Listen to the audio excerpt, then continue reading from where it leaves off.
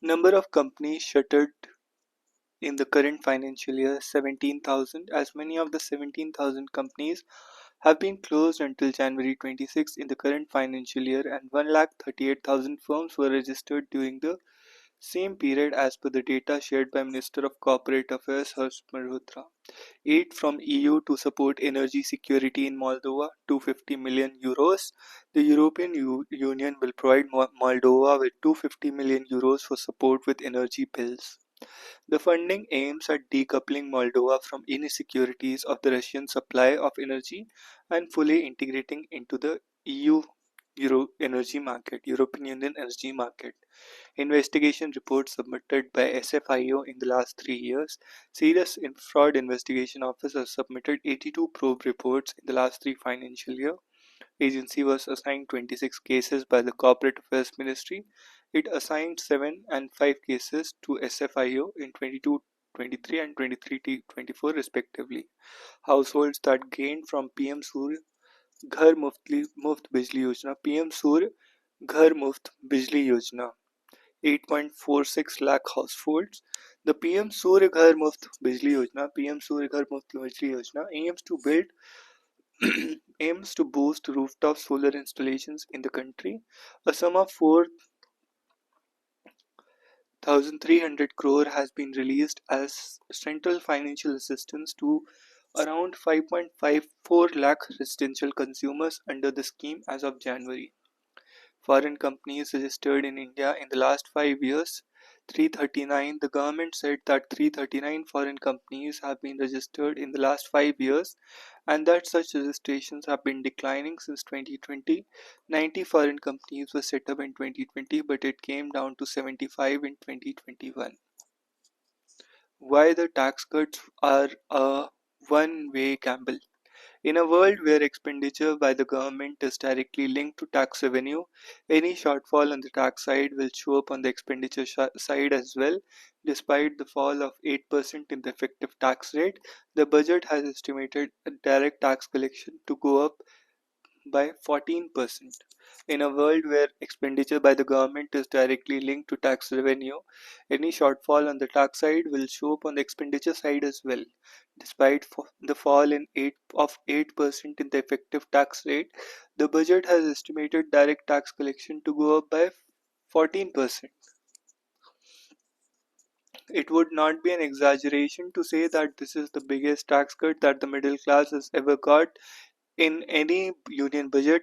To be sure, the tax-paying middle class in India is nowhere near middle class of the income spectrum, and hence those who would directly benefit from these cuts are a minuscule minority between 2 to 3% of the population. Nevertheless, it is indeed a significant cut in tax rate for every class of taxpayer. For those earning between 7 to 12 lakh a year, it is a complete tax rebate, which was earlier applicable to only those below 7 lakh. For others more than 12 lakh, earning more than 12 lakh, the exemption limit has been raised from 3 to 4 lakh. The rest of the tax slabs have also changed favorably along with cut in the marginal tax rate. So everyone earning more than 7 lakh stands to gain in taxes payable. No wonder this step, as noted by the finance minister, will lead to a fall in tax revenue to the tune of 1 lakh crore. This is 8% of the direct income tax collection of the 12.57 lakh crore in the current year. 8% of the direct income tax collection of 12.57 lakh crore in the current year. Budgets are an exercise in both redistribution of income through differential variable in tax rates and affecting the level of economic activity through expenditure decisions. Since tax rebate has implications for both and lot of plans for the 25 budget ride on it, this piece primarily focuses on unprecedented fall in income tax rates. The logic behind tax debates.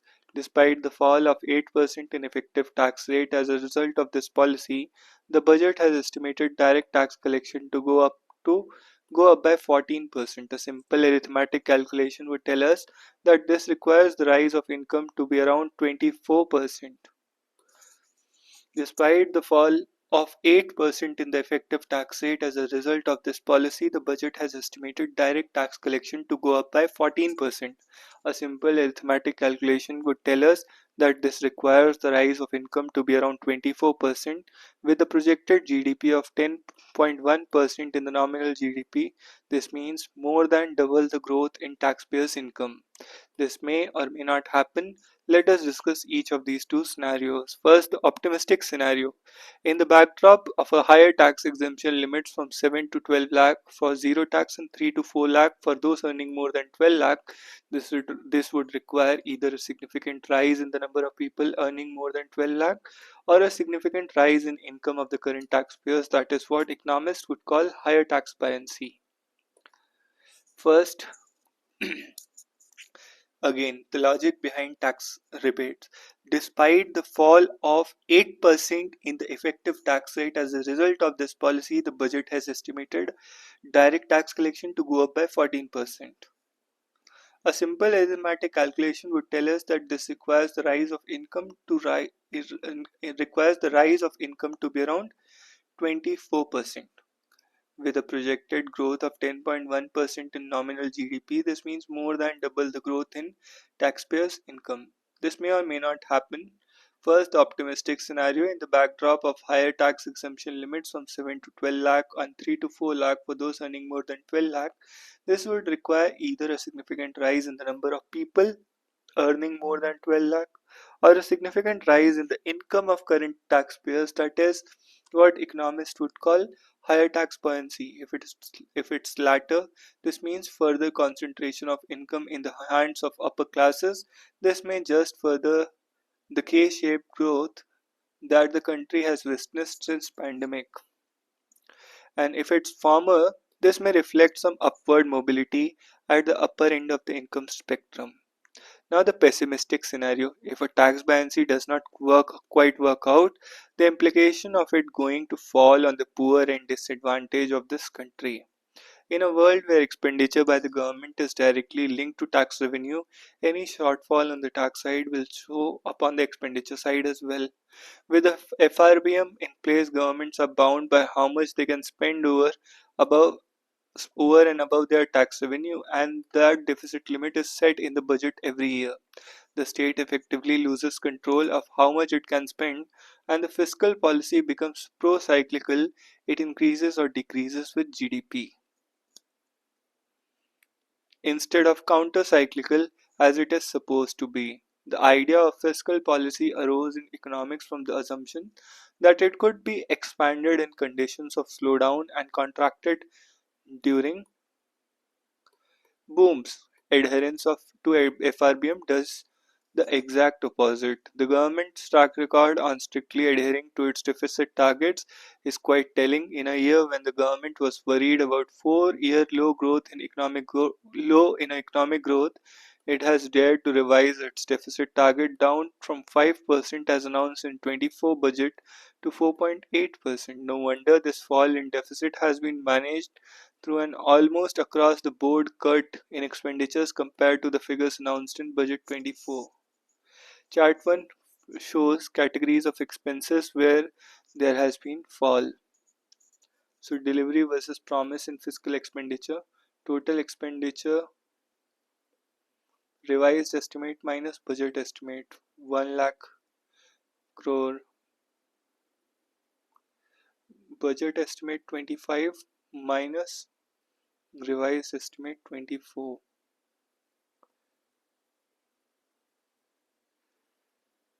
Capital expenditure 92,000 crore, rural development 75,000 crore.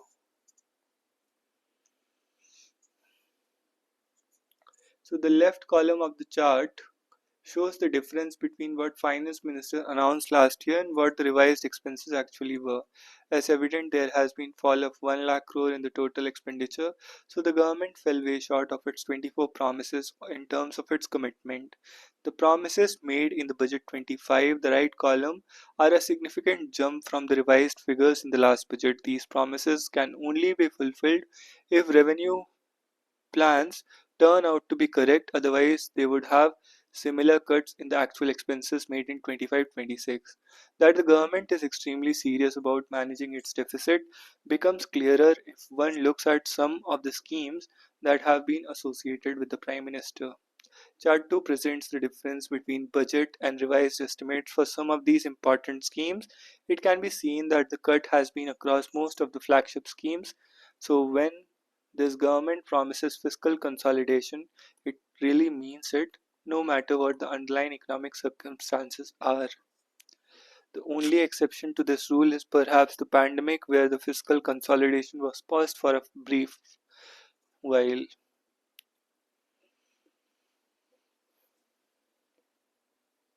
The promises made in Budget 25 are a significant jump from the revised figures of the last budget. These promises can be fulfilled if revenue plans turned out to be correct, otherwise, they would have similar cuts in the actual expenses made in 25-26. That the government is extremely serious about managing its deficit becomes clearer if one looks at the schemes that have been associated with the Prime Minister. Chart 2 presents the difference between budget and revise estimates for some of the important schemes. For example, Jal Jeevan Mission,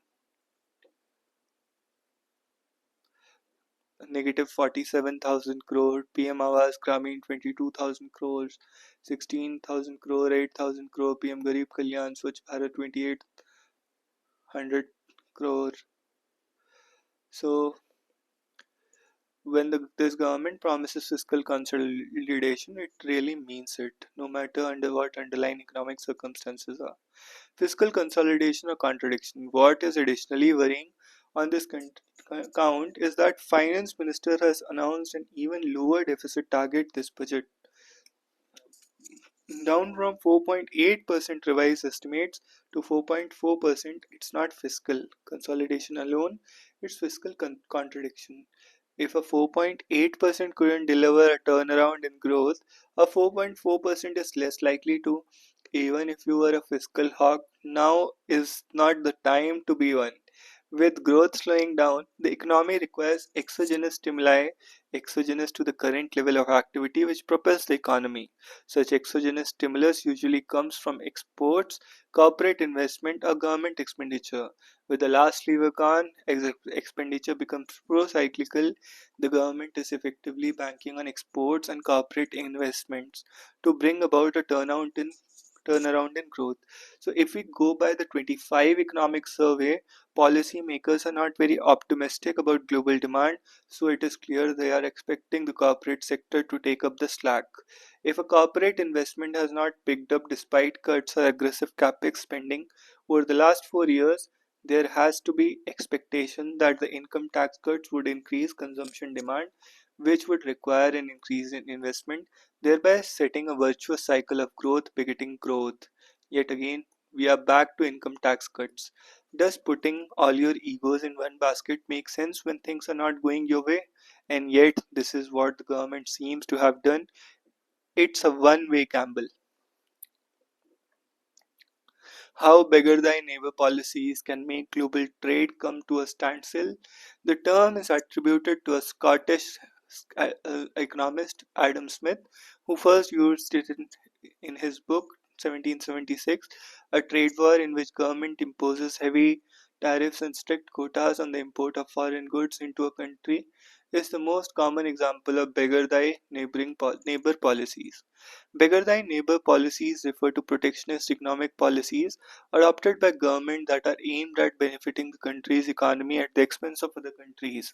A trade war in which government imposes heavy tariffs and strict quotas on import of foreign goods into the country is the most common example of beggar thy neighbor policies.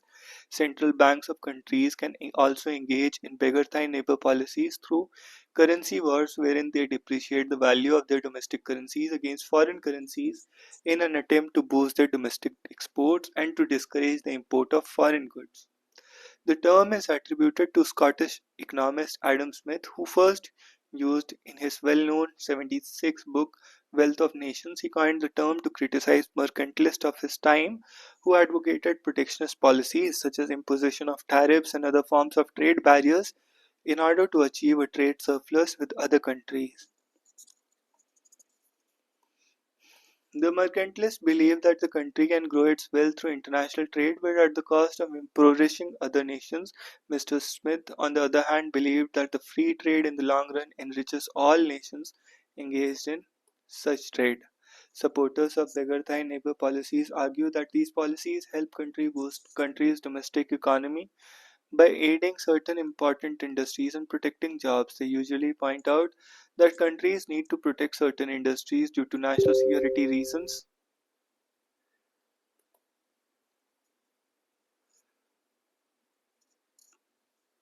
National security reasons and also in order to help protect them from foreign competition during their nascent development stages.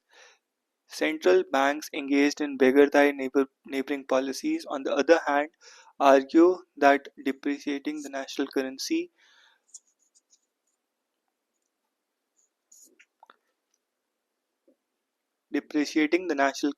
will make the country's export look cheaper to foreigners, thus boosting exports. They also argue that the depreciation in the value of nation's currency will make it more expensive for domestic citizens to purchase foreign goods, thus discouraging imports. Higher exports and lower imports in turn are expected to lead trade surplus in which is said to be good for the domestic economy. It should be noted that the supporters of bigger than neighbor policies see export as good thing because exports are seen as boosting demand for the goods manufactured by domestic firms. At the same time, imports are considered bad because they are seen as boosting demand for foreign firms.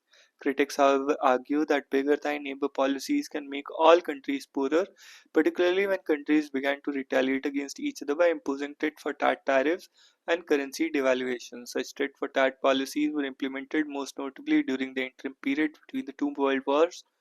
Retaliatory tariffs and competitive currency revaluations during the period led to a significant drop in global trade and investment. In fact, the economic historians consider protectionist policies to be one of the major reasons behind the Great Depression that affected countries across the globe in recent decades. Countries such as China and Japan have been accused of devaluing their currencies to help their exporters and to achieve a trade surplus with major other economies such as United States. The rise of populist movements in recent years, particularly in the United States under Donald Trump's presidency, has led to renewed fears that we could see the return of tit for tat economic policies that caused global trade to come to a standstill. It should be noted that beggar than neighbor policies are generally targeted at benefiting domestic producers and their workers who possess significant political influence rather than consumers,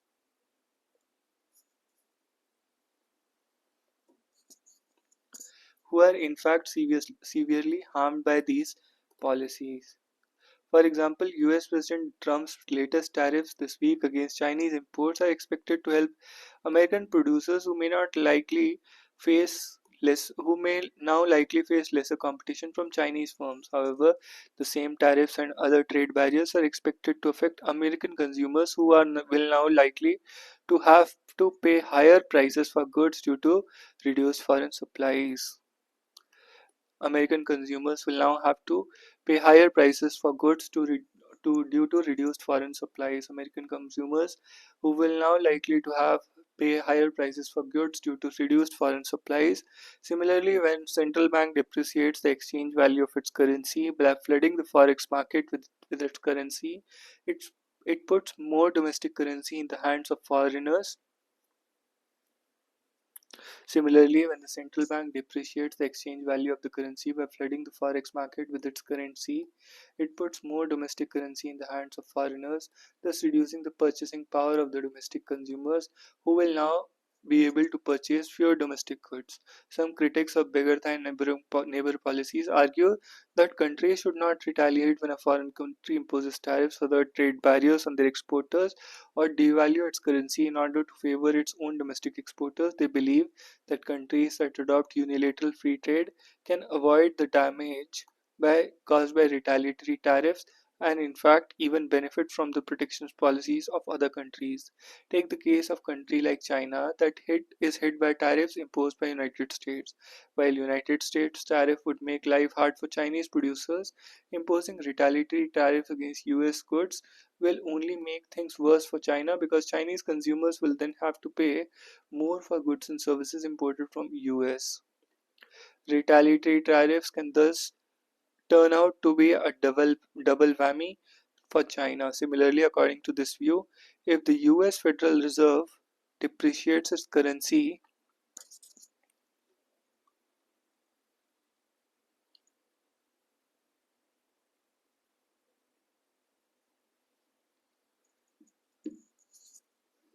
to boost its export, it would be best for Chinese interests.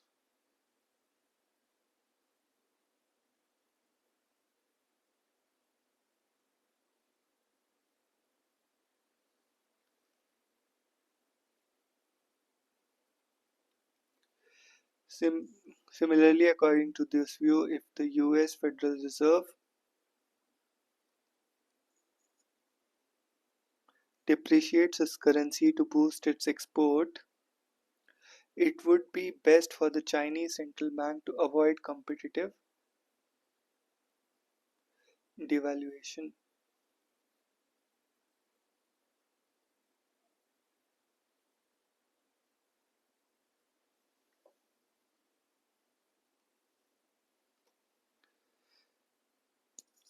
World Cancer Day is observed on February 4 every year. Here is a quiz on cancer. Dash is the cause of the 22% of cancer deaths. Another 10% are due to obesity, poor diet, lack of physical activity, or excessive alcohol consumption. This is a type of lymphoma in which cancer originates from a specific type of white blood cell called lymphocyte, where multinucleated Reed-Sternberg cells are present in the patient's lymph nodes. Condition was named after an English physician who first described it in 1832. What is the term used to define the spread of cancer to other locations? This is a type of cancer that develops from the thin layer of tissue that covers many of the internal organs. The area most commonly affected is the lining of the lungs and chest wall, which US President declared war on cancer, leading to new research in the fields of molecular biology and cellular biology.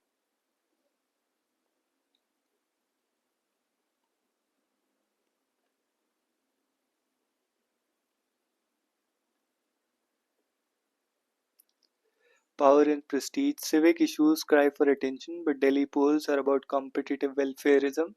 Delhi is not much more than a union territory with limited powers for its legislation and government. The division of powers between lieutenant governor and provincial government has been a matter of perennial debate and has curtailed the role of the latter, while the Delhi Assembly elections are no less prestigious than, of, than that of any other state. Hosting the capital city and humongous population has burgeoned significantly as the national capital region remains a magnet for employment, commerce, and livelihoods. Delhi is a melting pot. Increasingly, class and welfare issues have become salient in Delhi elections, even as identity issues have become less determinant of political fortunes. Delhi has urbanized dramatically, with some of the India's highest net worth families in posh neighborhoods living check by Joel alongside slums housing the working class and urban poor. There is a large middle class no longer just employed in the massive government apparatus in the capital city. The metropolis is also host to small businesses, factories, and services employing the many migrants from the hinterlands of North India. Civic concerns abound in each of these segments, making Delhi elections unique. Three main political parties, are BJP, Congress, must address these concerns.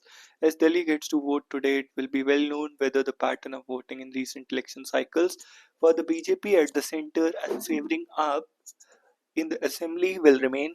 AAP has managed to successfully get the support of a coalition of middle and lower class voters through its welfarist measures and by fostering an image of being a crusader and for clean governance, helping it ruled the roost in the past two elections. This time, however, its anti-corruption plank and image have taken a beating after its key leaders were arrested in their roles for liquor policy case.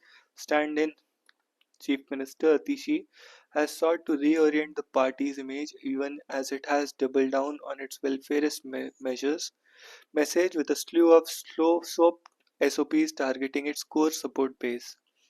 BJP has to focus on emphasizing its own welfarism in response while the Congress has tried hard to regain its lost base, yet the campaigns have been full of vituperation and mudslinging with little by the way of a clear position on how to tackle the core issues.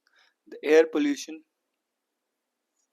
in particular, as the dust clears, the electorate will have to choose candidates who are able to rise the narrow mindedness and cater to the aspirations of residents of what will be India's populous city today.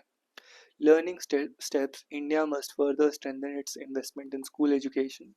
Besides some high profile announcements such as AI Center of Excellence for Education, AI Center of Excellence for Education, with an allocation of 500 crore broadband connectivity in schools, the expansion of five third generation IITs, and increased funding for Indian knowledge system, Budget 25 has promised higher allocations for education compared to the last year's revised estimates. There was a 7% increase for higher education, although the actual expenditure was 10% more than 25-26 budget estimates. 23-24 का budget estimate was 10% more than 25-26. Key challenge in higher education is that ambitious UGC reform modeled on advanced nations requires significant funding. For instance, introducing 4-year degree programs allowing students to take courses across multiple institutions, implementing biannual admissions and other structural changes demand substantial finances which will inevitably fall upon state governments. However, Budget 25 does not appear to adequately address these financial concerns. The release of the Assar report in the same week as the Union budget highlighted gaps in India's school education system, particularly in foundational literacy and numeracy. While the report indicated learning losses from the COVID-19 have been recovered, and in some cases FLN levels are at the highest ever, India has still way to go before achieving full FLN 26-27 target under the Nipun Bharat scheme. We have to achieve full FLN by 26-27 under the Nipun Bharat scheme. Compared to the 24-25 revised estimates, school education has been allocated an additional 11,000 crore, 16% increase. However, the percentage of total budget, this increase is only 0.12% percentage points, bringing the allocation to 1.55%. In higher education, the budget fraction remains unchanged at 0.99%, while the institutes such as Kendriya Vidyalaya continue to receive significant funding.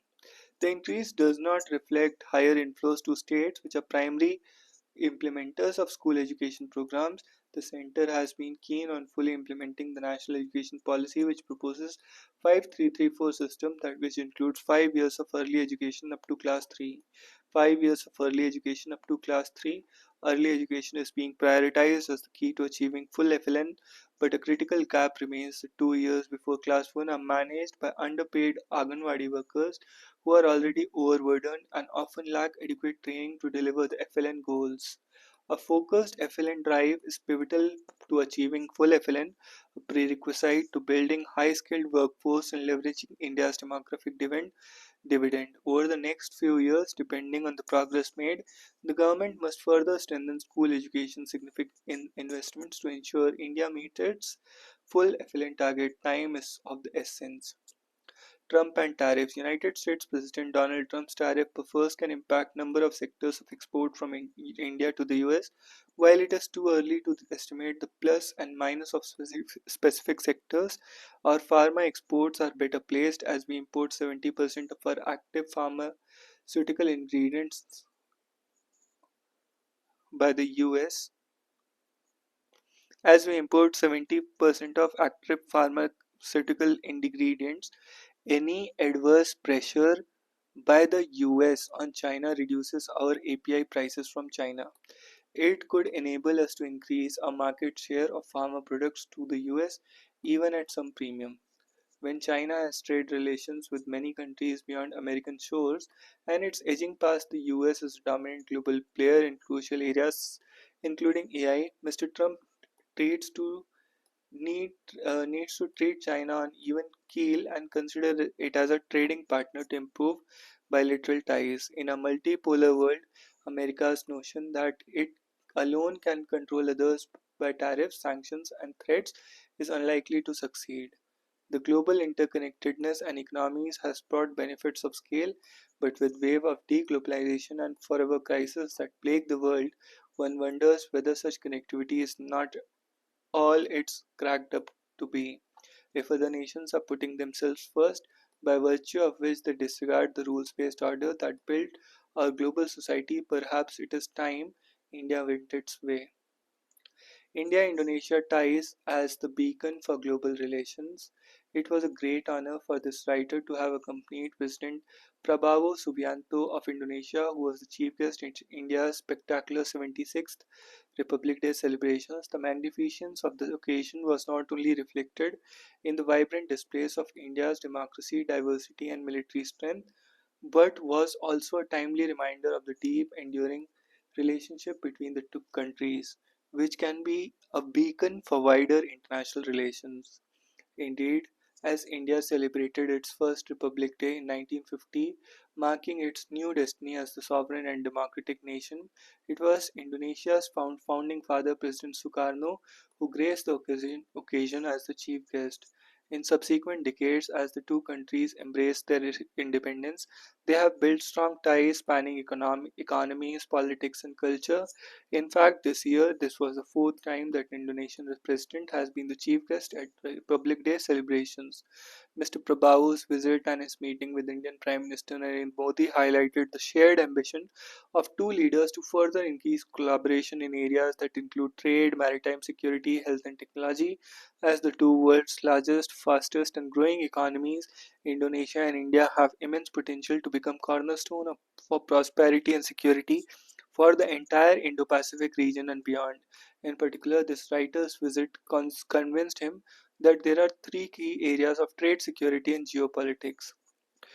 First, while two countries signed a trade agreement back in 1966, from today's vantage point, there is a huge amount that can be done to grow economic ties between the two countries. As chairman of Indonesian Chamber of Commerce, this writer co-chaired the CEO's forum alongside Indian business leader Ajay Sriram in New Delhi, bringing together senior business leaders from India and Indonesia. We identified five key sectors that should be prioritized to unlock mutual growth, boost innovation and bilateral ties, that is energy, food and agriculture, healthcare, manufacturing and technology. Throughout the discussions, it became clearer that there are immense opportunities to increase bilateral trade, which currently stands at under $30 billion.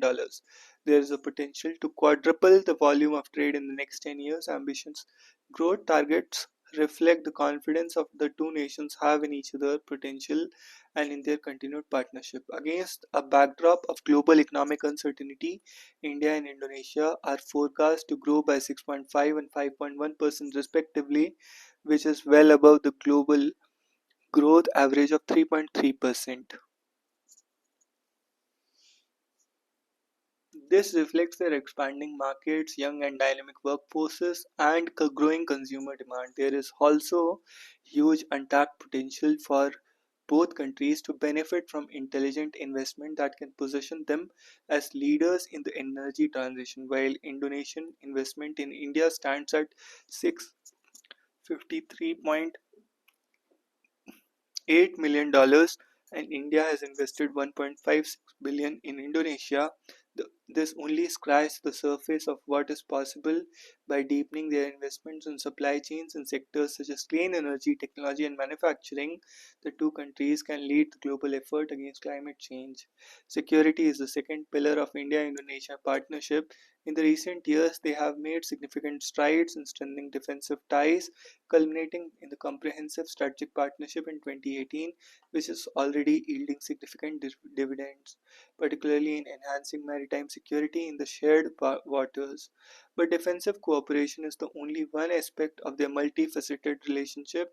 During Mr. Prabhu's visit, Modi and Prabhu committed to strengthening collaboration in areas such as counter-terrorism and cybersecurity to keep the two countries safe.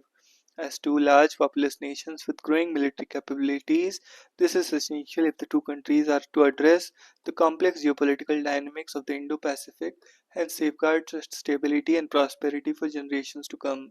Third element of the bilateral relationship is how it fits in the global context. Outside of the Indo-Pacific, India and Indonesia are both navigating a geopolitical environment that is constantly shifting. At the start of the year, Indonesia was formally invited to join BRICS group of emerging economies. In that club of powerful emerging economy, it joins both India and China too. At the same time, both Indonesia and India have important relationships with the United States and other Western countries. The US administration, led by Donald Trump, has threatened to introduce a new set of tariffs, and it remains to be seen what will happen. It is obvious that tariffs and non tariff barriers are impediments to free trade and carry risks for global economy. Indonesia, as a key source of natural resources such as nickel, copper, tin, and bauxite, wants to be able to export to the US, India, and other markets. President Prabowo's visit was a reminder of the importance of Indonesia's bilateral relationship with Indonesia.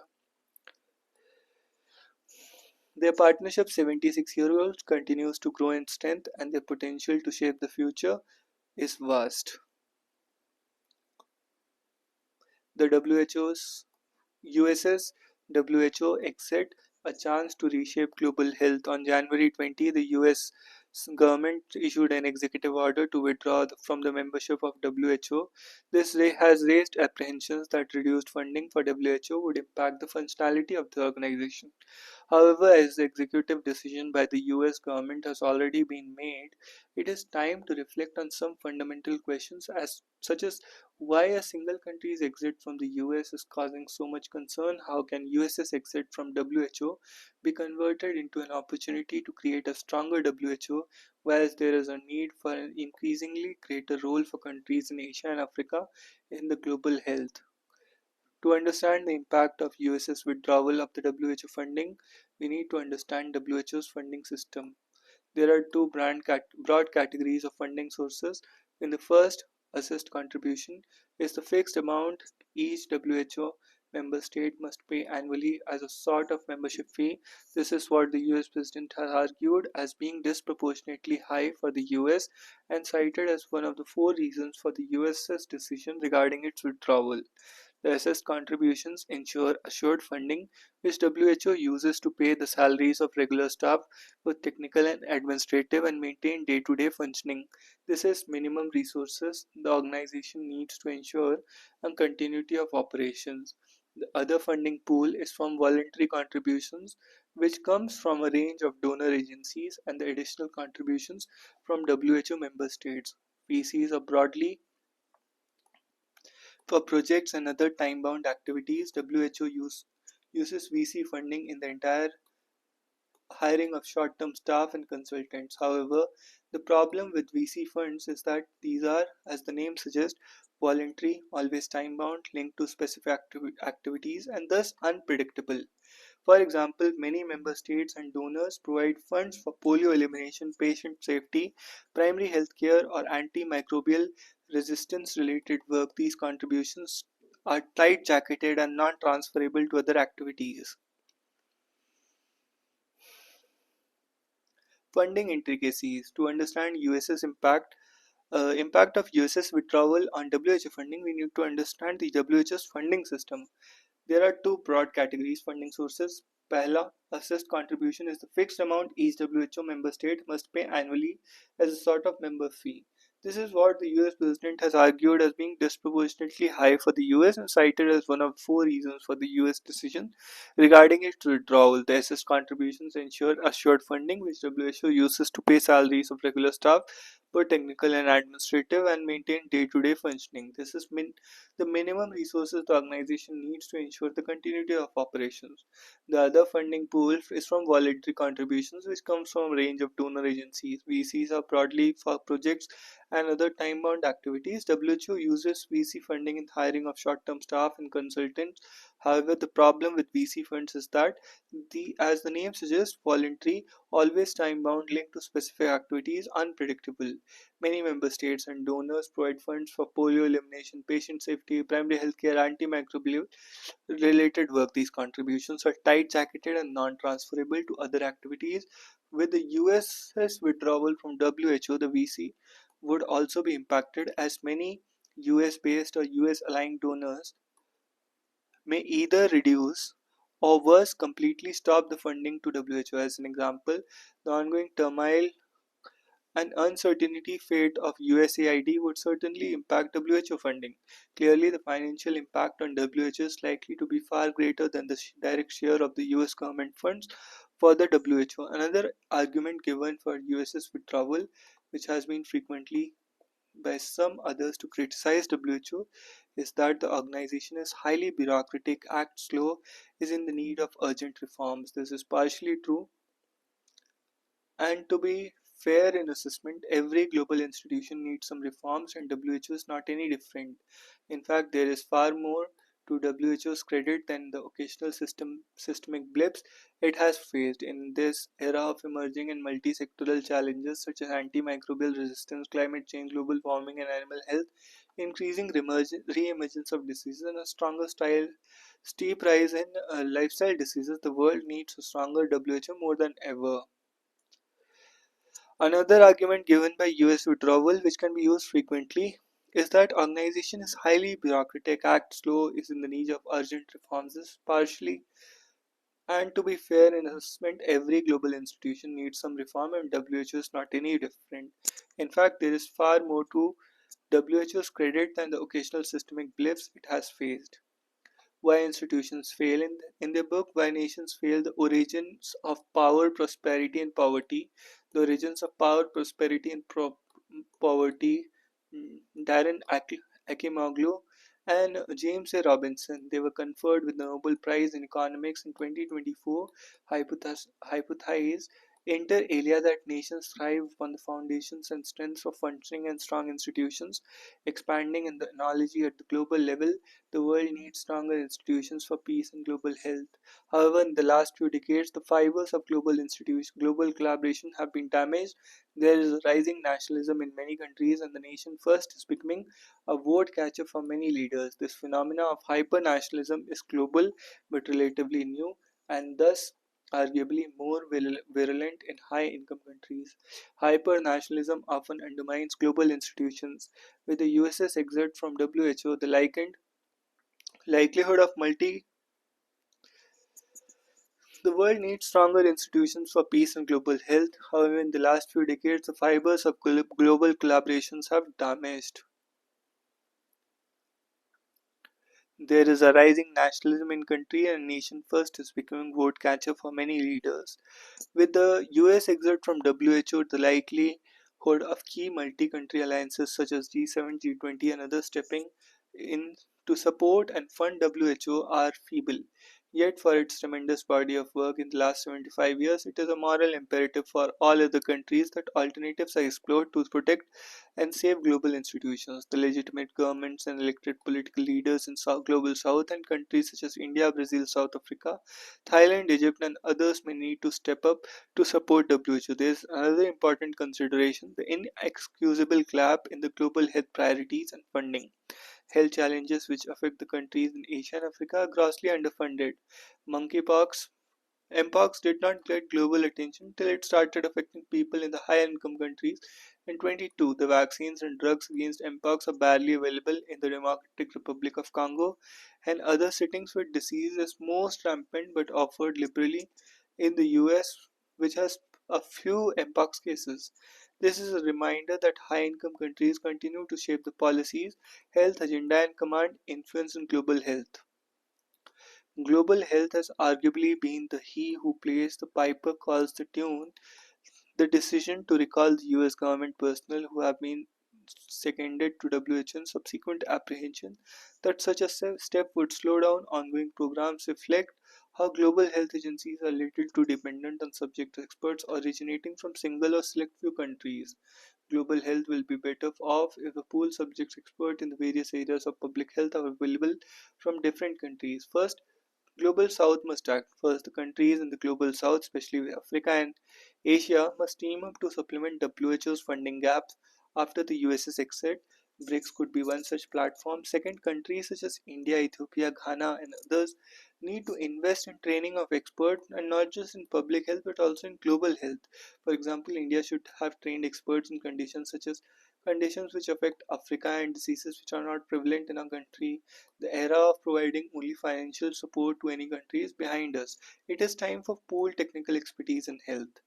Third, countries in the Global South should set up few premier institutions at the country or at regional levels to inter-country collaboration to train their experts in global health. It is the expertise from low and middle income countries which will be of help to each other and to WHO by the secondment of such experts. That way, global health can improve at a much lower cost than expertise from high income countries. Fourth, we have been hearing of reforms in WHO for a long time. One of the steps which should be considered urgently is to trim staff and move the headquarters to one of the regional offices in Brazzaville, Congo, Cairo, Manila, or New Delhi.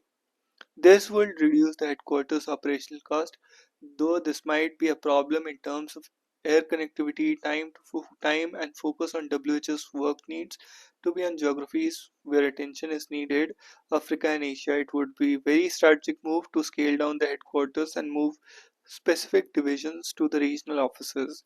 It is very likely that 4 years later or sometime in future when there is a new US president, the US would rejoin WHO. However, till then the US's withdrawal should be explored as an opportunity for the public health community in the Global South to initiate country and regional level and collaborative actions to reshape the global health agenda.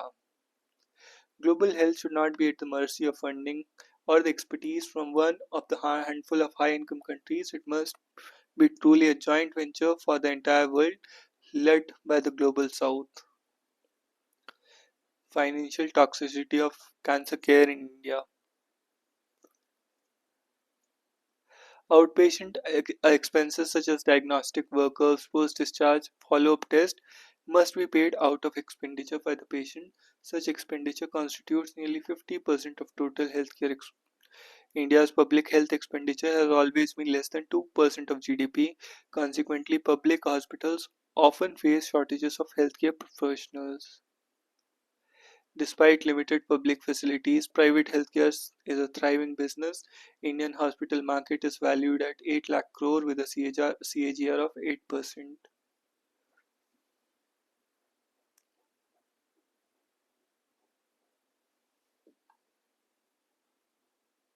Under the India CSR Act 2014, companies must meeting certain criteria must allocate funds to social causes. Healthcare receives 6,800 crore in CSR funding. However, granular data on specific areas like cancer remain limited.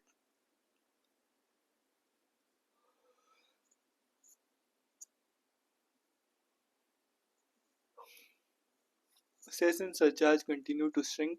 States' tax share, the divisible pool of taxes, has shrunk, and the share of southern states in it has also dwindled further. Of every 100 that union government collects, 10 to 11 is collected as cesses and surcharges. A trend unchanged since the pandemic, the government spends 1 to 2 in collecting every 100 rupee of tax. This is called cost of collection. The amount collected as cesses and surcharge along with cost of collection is not included in the divisible pool of taxes, a portion which is meant to be shared by the states. The share of cesses and surcharge along with the cost of collection reached at a high 13.5 for every 100 collected in 21-22, the highest ratio in at least a decade. Since then, it has gradually declined and expected to be around 10.97 according to the budget estimates of 25-26.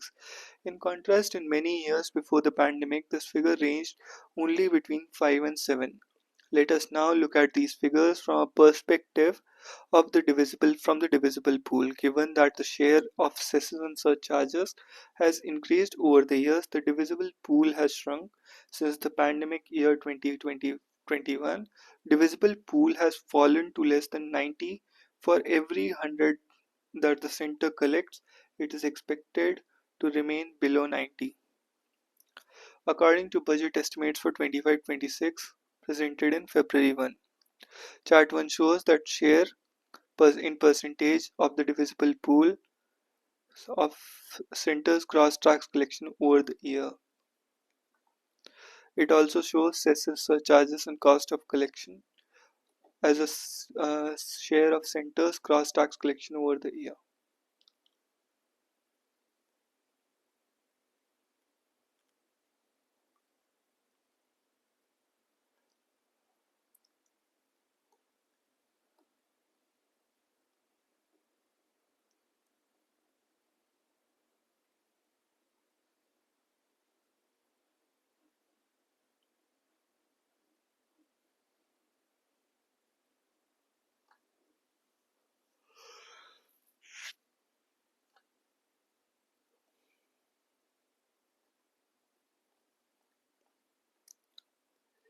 Deport foreigners, do not detain them for eternity. Supreme Court. Rajnath Singh denies Rahul's allegations on army chief remark. US deports Indians at Trump's tightens rules. Maharashtra police rescue women and child kept in chains.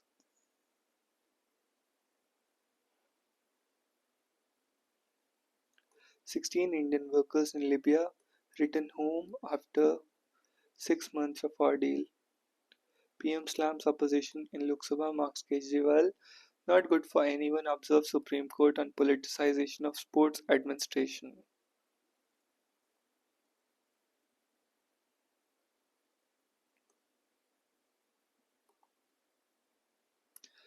Delhi court grants bail to London resident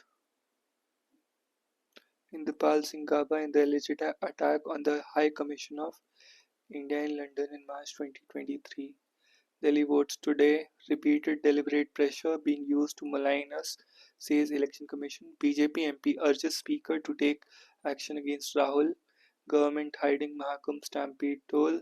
No dignity in death, says opposition. Trinamool Congress Sagarika Ghosh. PM did not speak on people's issues, says opposition. BJP government uses earth movers to remove bodies.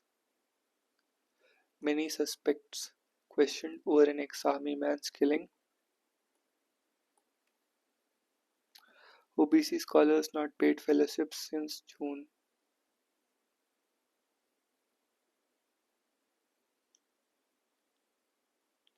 Tejasvi slams Nitish government over alleged assault of Imam. MP CM to release 5 cheetahs into the wild at Kuno today. Shivpur district. After the cheetah Veera gave birth to 2 cubs on Tuesday, senior officials said, speaking to the Hindu, who requested anonymously, the chief minister will release 5 cheetahs into the open forest tomorrow. Earlier on December 24, the 2 male cheetahs, Vayu and Agni, were released into the wild more than 2 years after 8 cheetahs were bought from KNP from Namibia. With the Wednesday release, a total of 7 cheetahs will roam freely into the KNP. Objections from Borderguard Bangladesh land acquisition issues, stalling fencing, government CBI allowed to relieve head of SIT probing Manipur case. Home Ministry asks states to prevent improper depiction of state emblem. Monetary and fiscal policies need to work in tandem. Finance Secretary indicates that growth impulses would get bigger if the interest rates are reduced. Jan inflation likely cooled to 4.5% to 4.7%. Tax cuts to boost demand growth S&P.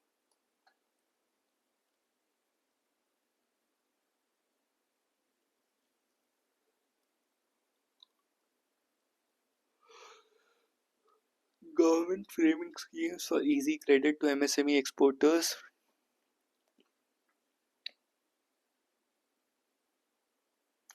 Titan Quarter 3 net marginally down to 1,000 crore on custom levy hit.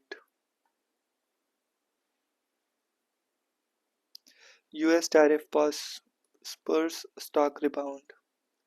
Budget effect Tata Power mules nuclear reactor base foray. Russian missile strike kills 5, injures 15 Eastern Europe.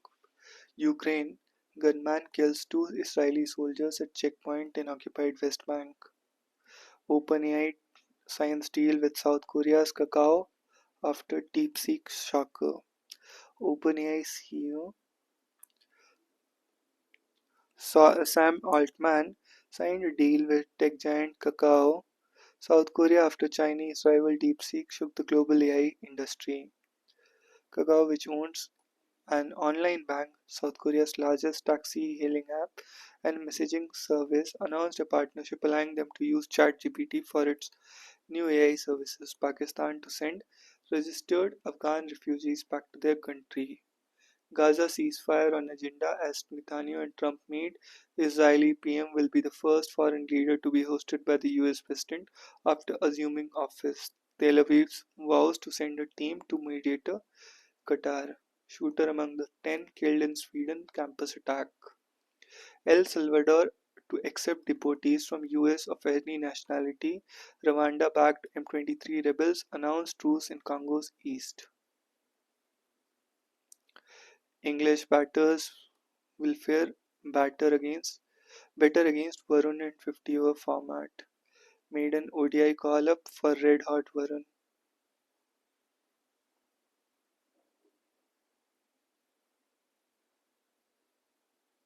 Scans of seemingly empty space reveal black holes not far from Earth. If a star orbits a black hole, it will appear from a distance to be orbiting empty space. Gaia projects the stars orbit on a plane in the sky while ground-based telescopes meanwhile track how light from the star is shifted by Doppler effect. Astronomers put these details together to infer the masses of the star and of the blank space. Astronomers have discovered a gigantic black hole named Gaia BH3 (GAIA BH3) hiding close to the Earth, the third of its kind. All three were discovered by the European Space Agency's Gaia's telescope, which has been constantly monitoring the motions of billions of stars in our galaxy since 2013. Black holes are fascinating to non-scientists and astronomers alike. They warp space-time around them such that anything that gets close enough to the center, even light, cannot escape back to the universe. Yet black holes are still visible because of the unique effects that have on surroundings.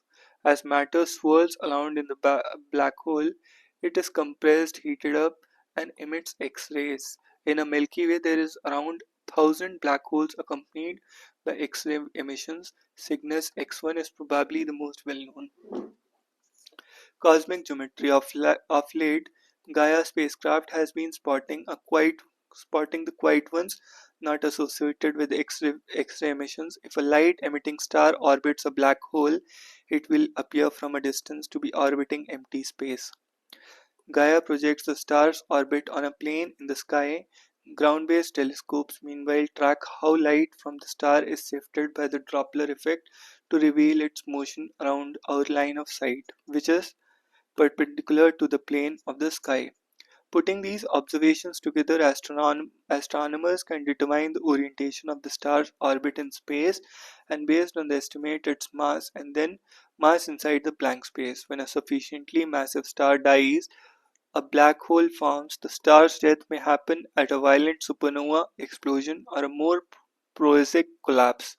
Most supernova explosions leave behind neutron stars rather than black holes, but neutron stars can have no more than about 3 solar masses. If Gaia and Kepler's third law together reveal a luminous star orbiting a dark object whose mass exceeds the threshold, it must be a black hole. On June 13, 2022, Gaia scientists published the spacecraft's third data collection comprising more than a billion stars. Dataset revealed star going around something dark in every half Earth year. It measured velocity mass data collected by Large Sky Area Multi Object Fiber Spectroscopic Telescope LAMOST in China. Magellan Clay Telescope in Chile observed the star on July 6, 2022 and reported a much greater velocity. These and subsequent measurements made by other telescopes more than 3 weeks later suggested that the star was racing around something no one could see. The dark object and the yellow star were far apart and as the Sun and Mars are, but the stars were orbiting the dark region 3 times faster. For a given separation, Kepler's third law says the pair of total mass is related to the square of the orbital velocity. Because the star was moving 3 times faster than Mars, dark object must have been 9 times as massive as the Sun. Astronomers called the system Gaia BH1. It is located 1560 light years away and is closest black hole to the Earth yet. This distance is 1.4% of Milky Way's width.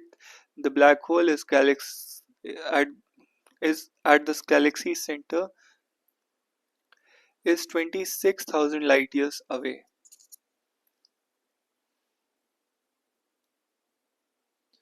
A team of scientists headed by uh, these scientists observed that the second black hole with a mass of 9 solar masses on August 22, again by the tracking the rapidly orbiting seemingly empty volume of space. Team announced the discovery called Gaia BH2 in 23. BH1 and BH2 are quite similar, but Gaia BH3, the newest, is completely different. It is the first black hole astronomers have found in the Milky Way galaxy's outer reaches and the largest known stellar mass black hole in the galaxy. In July 23, astrophysicist Panuzzo at the Paris Observatory was examining the unreleased Gaia data. He was looking at what he called binary fake solutions, stars that seem to be orbiting a massive dark objects, but only because of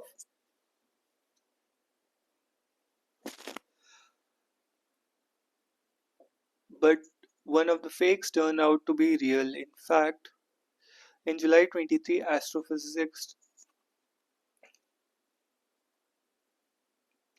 Panuzzo at the Paris Observatory was examining unreleased Gaia data. He was looking at what he called binary fake solutions, stars that seem to be orbiting massive dark objects but only because of undetected errors. But one of the fakes turned out to be real. In fact, Panuzzo and his colleagues soon realized they had discovered the largest stellar mass black hole to date. Its 33 solar masses easily surpass Cygnus X1, the galaxy's prevailing heavyweight, by 12 solar masses. A yellow giant star nearly orbited the black hole every 11.6 years. On average, the star and the black hole are slightly close together than the Sun and the Uranus are.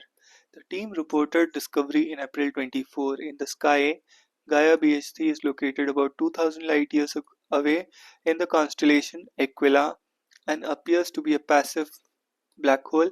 It is not actively pulling material from its surrounding. Scientists have interpreted this to mean it lacks a significant supply of matter in its neighborhood. It does not have associated X-ray emissions either. Studies of the composition of the star orbiting it suggest that it was very old. Harvard University astrophysicists suggested in a statement that this means black holes as massive as BH3 were made early in the universe. Black holes of this class were first revealed in 2015 when LIGO and Virgo experiments detected gravitational waves emitted by a pair of black holes merging. Each possessed 30 solar masses and were located 1 to billion years ago. Fernando said in a statement, "We finally have an equivalent in our galaxy that we can study because it is so nearby." Further data from the ground-based telescopes confirmed that it is many times more massive than any other black hole previously found in our galaxy. Such a discovery is a rare occurrence in astronomical research.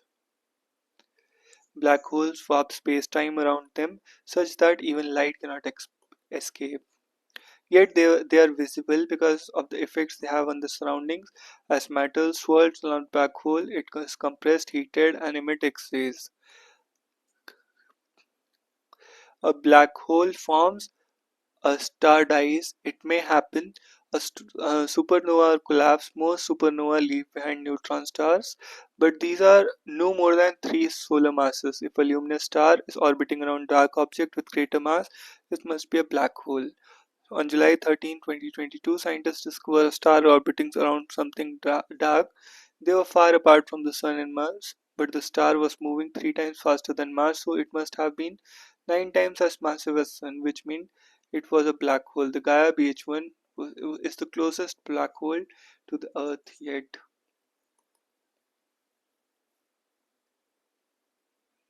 What is the Extremely Large Telescope? Planned to be one of the most capable astronomical observatories ever built. European Southern Observatory and constructed in northern Chile.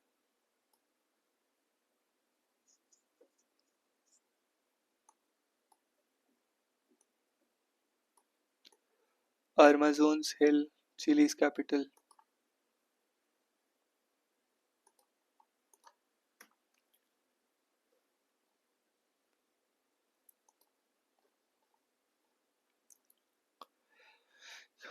Capital contest today. US deport Indians as Trump tightens immigration rules. US military aircraft takes off with 200 people. Indian side said to have confirmed nationality of all individuals before they were put on the plane. PM slams opposition in Lok Sabha, marks Kejriwal. China hits back at the US with goods tariffs. Google investigation. Sensex rebounds as Canada, Mexico, and gets tariff breather. Can't seek undertaking from award winners. Government tells House panel. Delhi election. JNU VC suspends professor arrested by CBI in Kraft case.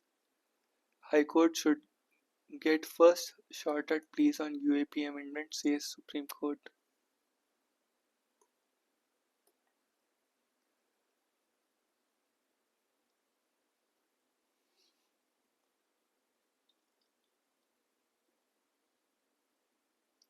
Budget allocation of 500 crore for farmers insufficient, says farmers and activist. National Cotton Technology Mission. Marquee names lined up as 8th edition of Bengal Business Summit starts today. Election to 33 municipal bodies in Haryana to be held on March 2. So this was it for today. See you in the next one.